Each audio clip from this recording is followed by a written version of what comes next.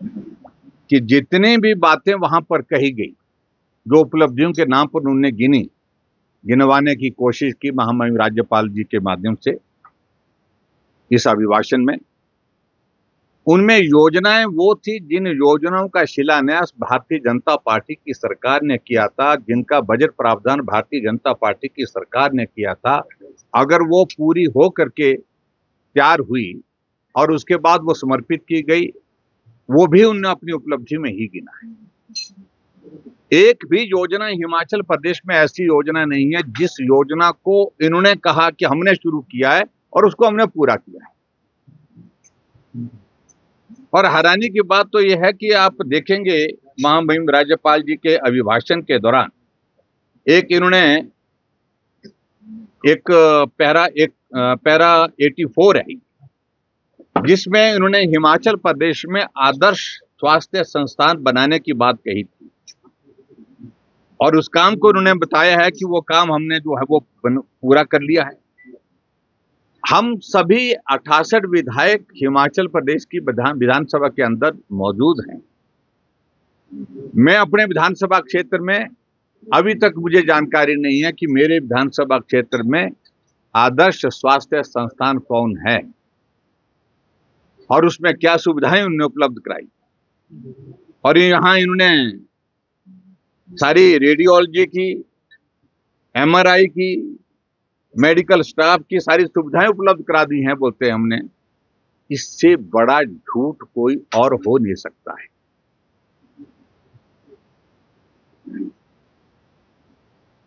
दो वर्ष के कार्यकाल में हिमाचल प्रदेश ने एक ऐसा दौर देखा है, त्रासदी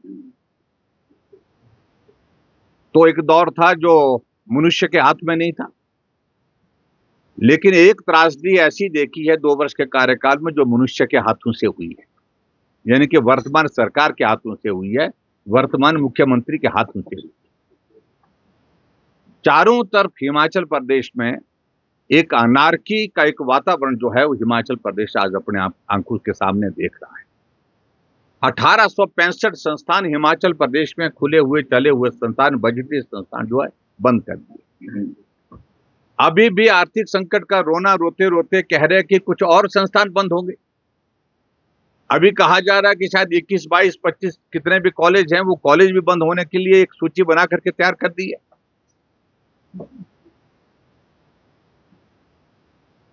आज उपलब्धियों के बारे में जिक्र करने की कोशिश कर रहे हैं, लेकिन जिक्र करने लायक कोई एक बात इसमें नहीं है। 6 गारंटियां पूरी करने की बात कही है। 10 गारंटी दी थी, 6 गारंटियां पूरी कर दी। क्या ये पूरा प्रदेश जानता नहीं है कि कौन सी 6 गारंटी हैं जिन गारंटियों का जिक्र करें मुख्यमंत्री जी जो आपने पूरी कर दी? OPS आधी अधूरी लटकी हुई है। उसके बाद महिला सम्मान की दृष्टि से महिलाओं के लिए जो 1500 रुपए देने की बात कही थी, लोकसभा के चुनाव से पहले आपने कुछ जगह थोड़ा सा अंश उसमें कुछ महिलाओं को दिया, उसके बाद आज तक उसकी किस्त नहीं, 1 साल होने जा रहा है। अगर उपलब्धि नहीं हो पाती, आपसे काम नहीं हो पाता, तो कम से कम मुझे मुख्यमंत्री जी को यही कहना है कि आप झूठ बोलना बंद करें। गोबर की गारंटी, बिजली की गारंटी, उसके साथ दूध की गारंटी, कहते हैं दूध की गारंटी को भी कह रहे कि हमने पूरा कर। और जो कहा था कि हम नौजवानों के लिए, पर्टिकुलरली हिमाचल प्रदेश के नौजवानों के संदर्भ में बहुत ज्यादा कहा गया था कि एक कम कॉर्पोरेट फंड जो है वो एक कॉर्पोरेट फंड जो है हम तय करेंगे, उसके तहत जो है वो स्वरोजगार के माध्यम हम हिमाचल प्रदेश के नौजवानों को देंगे। लेकिन बताएं तो सही, कितने नौजवानों को आपने स्वरोजगार के माध्यम से जो है वो पैसा दिया? ना के बराबर। और इसी तरह से मैं ये कहूंगा कि हिमाचल प्रदेश में आप जिक्र कर रहे हैं कि हिमाचल प्रदेश में हमने नशे को रोकने के लिए सख्त कदम उठाए। अब जब दबाव सरकार के ऊपर विपक्ष की ओर से लगातार बढ़ा है, लगातार इस बात के लिए कहा जा रहा है कि खुलेआम हर रोज ओवरडोज के कारण कहीं ना कहीं नौजवान की मृत्यु हो रही है, फिर कुछ जगह कार्रवाई करने की बातें कह रहे हैं। लेकिन सही मायने में जो बड़े लोग इसके में शामिल हैं उनकी उन पर कार्रवाई करने की शुरुआत कब होगी? आर्थिक स्थिति हिमाचल प्रदेश की आपके सामने है, जिसको लेकर के मुझे कहने की आवश्यकता नहीं है। बजट सत्र है, बजट जब पेश होगा तो उस वक्त हम विस्तार से बात कहेंगे। आज हिमाचल प्रदेश की स्थिति ये हो गई है कि टैक्स बहुत सारे लगाने के बावजूद भी हिमाचल पूरी तरह से आर्थिक रूप से जो पटरी से उतर चुका है। 1 लाख करोड़ से ज्यादा का ऋण हिमाचल प्रदेश के ऊपर हो गया है। ये श्रेय भी वर्तमान मुख्यमंत्री सुखविंदर सिंह सुक्खू जी के नाम पर है। और जो महामहिम राज्यपाल जी का अभिभाषण होता है उसमें सारी चीजों का जिक्र होना चाहिए। उनको ये भी कहना चाहिए था कि हमारे ऊपर इतनी देनदारियां हैं, इतनी देनदारी के साथ इतनी हमने अदा की, इतना हमने लोन लिया। आज हिमाचल प्रदेश में लोन हर व्यक्ति के ऊपर कितना है, प्रदेश के ऊपर कितना है, इसकी जानकारी देते तो उचित रहता। वो दिया नहीं, वो छुपाने की कोशिश की जाए। 30,000 करोड़ रुपए से ज्यादा का ऋण हिमाचल प्रदेश अभी तक ले चुका है। और हिमाचल प्रदेश में जो स्थिति आज की तारीख में बनी हुई है, एक असुरक्षा का माहौल बना हुआ है। आप अंदाजा लगाइए कि ओल्ड एज पेंशन पिछले 6 महीने से, वृद्धा पेंशन जो है वो उन बुजुर्गों को प्राप्त नहीं हो पाई है, पिछले 6 महीने से नहीं मिल पाई। आज सहारा योजना का जिक्र कर रहे थे। सहारा योजना लगभग हिमाचल प्रदेश में बंद पड़ी है। जो गरीब लोग, जो ऐसे बेबस लोग, जो मैं कहूंगा जो इस योजना के अंतर्गत कवर किए जाते हैं, उनके खाते में पिछले लगभग 1 साल से कोई पैसा ही नहीं गया है। लेकिन उसके बावजूद कह रहे कि हम सहारा योजना के अंतर्गत 3-3 हजार रुपए खाते में डाल रहे। चाहे वो बागवानी का क्षेत्र है, चाहे वो हमारा कृषि का क्षेत्र है, और चाहे हमारे रोजगार का क्षेत्र है। मैं कह रहा हूं कि हर क्षेत्र में वर्तमान सरकार पूरी तरह से विफल रही है काम करने। देखिए, महामहिम राज्यपाल के प्रति हमारा पूरा सम्मान है, और आमतौर पर राज्यपाल महोदय जी का अभिभाषण सरकार की उपलब्धियों का लेखा जोखा होता है। और अब की बार जो हम महामहिम राज्यपाल महोदय जी का अभिभाषण का सारा 1.5 घंटे का जो उनका जो संदेश था, जो हिमाचल प्रदेश की सरकार, हिमाचल प्रदेश की कैबिनेट की ओर से बना करके उनको मसौदा दिया गया था, उस पर वो बोले। और मैंने पहली बार इस बात को देखा कि सरकार की उपलब्धियां जब थी ही नहीं,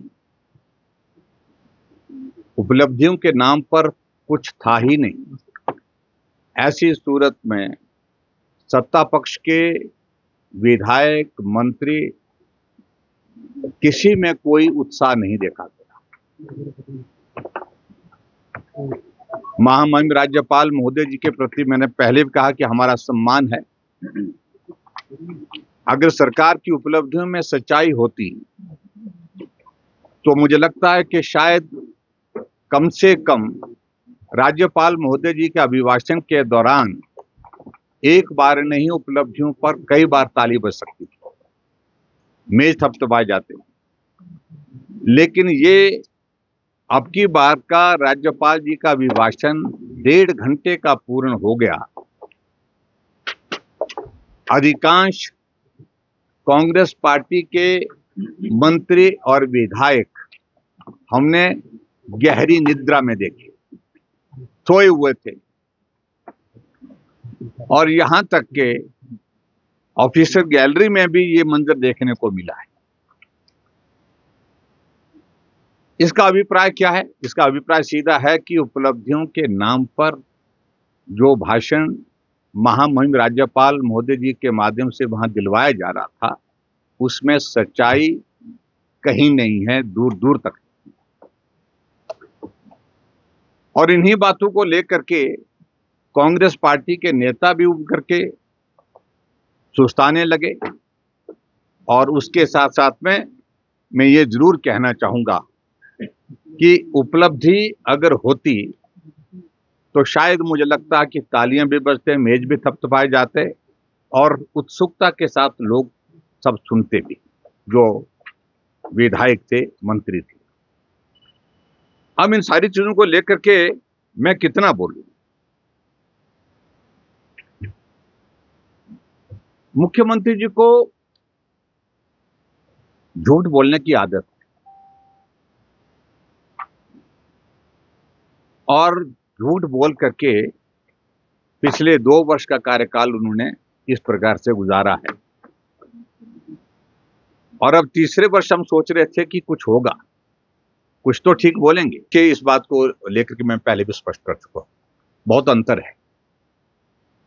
और ये विचित्र स्थिति है कि मुख्यमंत्री जी नोटिफिकेशन करते हैं, जो उप मुख्यमंत्री जिनके पास महकमा है उनको इस बात की जानकारी नहीं, जानकारी है या नहीं है, लेकिन उनको इतना तो लगता है कि उनको पूछा नहीं गया, उनको विश्वास में लिया ही नहीं गया। वो बार बार अभी तक भी कह रहे हैं कि भाई मंदिरों का पैसा जो है कोई हाथ नहीं लगा सकता। पिछली बार भी विधानसभा के सत्र में यही कहा था। हम कह रहे हैं तो नोटिफिकेशन किस बात के लिए की? अंतर इसमें देखिए सोचने की बात है, जिस बात को मैं आपके सामने बड़ा स्पष्ट करना चाहता हूं। जब भारतीय जनता पार्टी की सरकार बनी थी हिमाचल प्रदेश में, मेरी कैबिनेट का पहला फैसला था कि अगर गाय को हम मां कहते हैं, मां की तरह श्रद्धा का, आस्था का, आदर का भाव गाय के प्रति होना चाहिए। गाय चौक चौराहे पर क्यों है, ये गौ सदन में होनी चाहिए या घर में होनी चाहिए या गौ सेंचुरी में होनी चाहिए। 6000 गाय उस वक्त जो है गौ सदन में थी, लेकिन जब हमने भारतीय जनता पार्टी की सरकार ने सत्ता छोड़ी तो 22,000 गाय, गौ माताएं गौ शेड में, गौ सदन में और गौ सेंचुरी में, हमने इतना बड़ा काम इसमें किया। और हमने इस बात को बड़ा स्पष्ट किया है, उसमें बड़ा स्पष्ट कर रहा हूं कि बहुत सारे मंदिर ट्रस्ट अपना गौ सदन चलाते हैं। हमने कहा कि जो चलाते हैं वो 15% तक पैसा उसमें खर्च कर सकते हैं, एक बात। दूसरी बात, बहुत सारे मंदिर ट्रस्ट नहीं चलाते हैं, वो एनजीओ कुछ अगर चलाती है, उनको अगर देना चाहें तो उनको 15% तक दे सकते हैं। हमने कभी भी सरकार की योजना के लिए, सरकार की योजना के लिए मंदिर का पैसा नहीं मांगा। और यहां नोटिफिकेशन हुई है 2 स्कीमों के लिए, सुखाश्रय और सुख शिक्षा योजना के लिए। दोनों योजना मुख्यमंत्री ने घोषणा की है। जो बजटेड योजना है तो बजट कहां गया उसके लिए? जो बजट का प्रावधान किया था उसके लिए आप मंदिर और ट्रस्ट से पैसा क्यों मांग रहे हैं? एक तो बात यह है। और दूसरी बात, हमने 15% तक लिमिट किया था।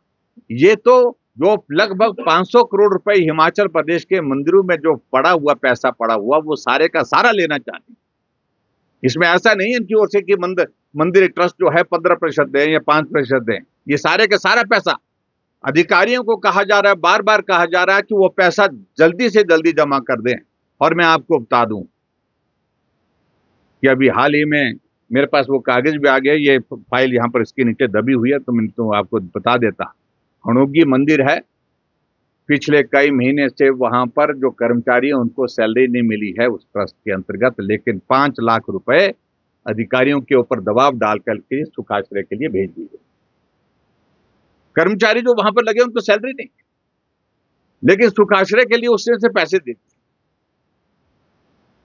और ये आपको बताऊं, ये एक तरह के मंदिर के पैसे पर, श्रद्धालुओं के पैसे पर, सनातन में आस्था रखने वाले लोगों की श्रद्धा के अनुसार जो दिया हुआ पैसे, उस पर डाका है एक तरह का, जो वर्तमान सरकार कर रही। एक तरफ सनातन का विरोध करते हैं, एक तरफ मुख्यमंत्री कहते हैं कि 97% हिंदू के प्रदेश में हिंदूवादी पार्टी को मैं हरा करके आया हूं, और दूसरी तरफ सनातन में श्रद्धा रखने वाले, आस्था रखने वाले लोगों का मंदिर के नाम पर जो है, मंदिर में जो चढ़ावा श्रद्धा से दिया गया है, उस पैसे को सरकार की योजनाओं को चलाने के लिए मांगे। इसलिए नैतिक अधिकार उसमें इनका बनता नहीं है। और दूसरी बात मैं बड़ा स्पष्ट करना चाह रहा हूं कि इस बात को लेकर के उप मुख्यमंत्री जो बयान दे रहे हैं, उनको मालूम होना चाहिए कि अभी तक नोटिफिकेशन स्टैंड करती है, वो विड्रॉ नहीं हुई है। इसलिए सच्चाई है और गाय को हम सनातन से जुड़ा हुआ मानते हैं। गाय को हमारे सनातन के धर्म में बहुत बड़ी आस्था है और गाय की सेवा के लिए अगर हमने 15% तक खर्च करने की अनुमति अगर हमने मंदिर ट्रस्ट को दी तो मैं समझता हूँ कोई अपराध नहीं किया है। हमने सरकार की योजना के लिए पैसे नहीं मांगा,